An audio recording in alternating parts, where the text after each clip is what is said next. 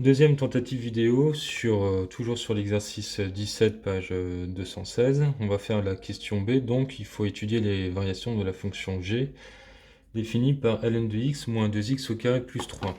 Alors sur 0 plus l'infini, effectivement sur 0 plus l'infini obligatoirement, puisque la fonction logarithme népérien est définie uniquement sur cet intervalle.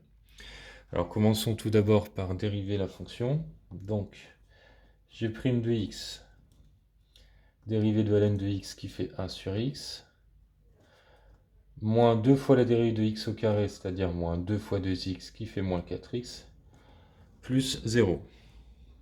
Alors comme la dernière fois, on va commencer aussi par mettre au même dénominateur pour pouvoir faciliter l'étude du signe. Mettre au même dénominateur, on met 4x sur 1 et on multiplie par x au numérateur et dénominateur, ce qui nous donne 1 moins 4x au carré, le tout sur x. Alors maintenant, il faut étudier le signe de ça. Alors pour le signe de ça, déjà premièrement, x ici, x est toujours strictement positif, donc on peut se ramener à l'étude du numérateur. Et le numérateur est un polynôme du second degré.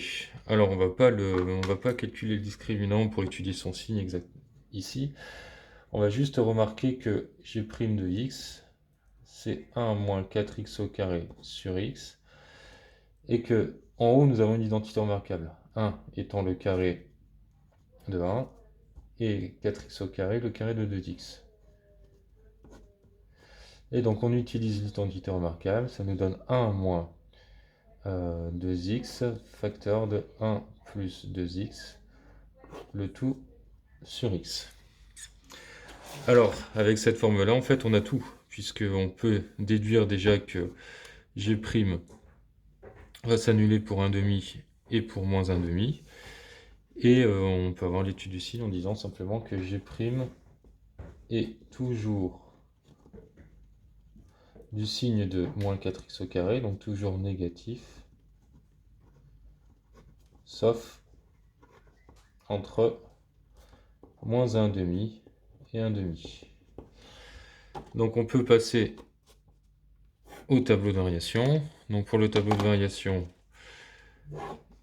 on n'oublie pas qu'on est sur 0 plus l'infini avec 0 exclu. Donc on va faire tout de suite une double barre ici. Pour l'étude de g', eh bien on se réfère à la phrase du dessus. Donc toujours négatif sauf entre moins 1 demi et 1. Moins 1 demi n'apparaît pas. On va mettre simplement le 1 demi. C'est la valeur qui annule ici. Et toujours négatif sauf entre moins 1 demi et 1 demi. Entre 0 et 1 demi, c'est donc positif et ensuite négatif. Ce qui nous donne pour les variations croissant jusqu'à 1 demi, puis décroissant.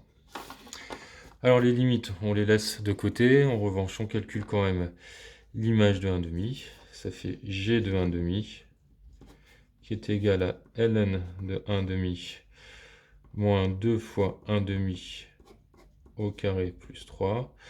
Alors on peut simplifier. Ici, ln de 1 demi, ça va être la même chose que moins ln de 2. Ici, 1 demi au carré, ça fait 1 quart, fois 2, ça fait 1 demi. On a moins 1 demi plus 3 demi. Plus 3, ça fait moins 1 demi plus 6 demi, ça fait plus 5 demi. On va l'écrire plus joliment, 5 demi moins ln de 2. Voilà, donc ça c'est une valeur exacte. Si on a besoin d'une valeur approchée, évidemment on utilise la calculatrice.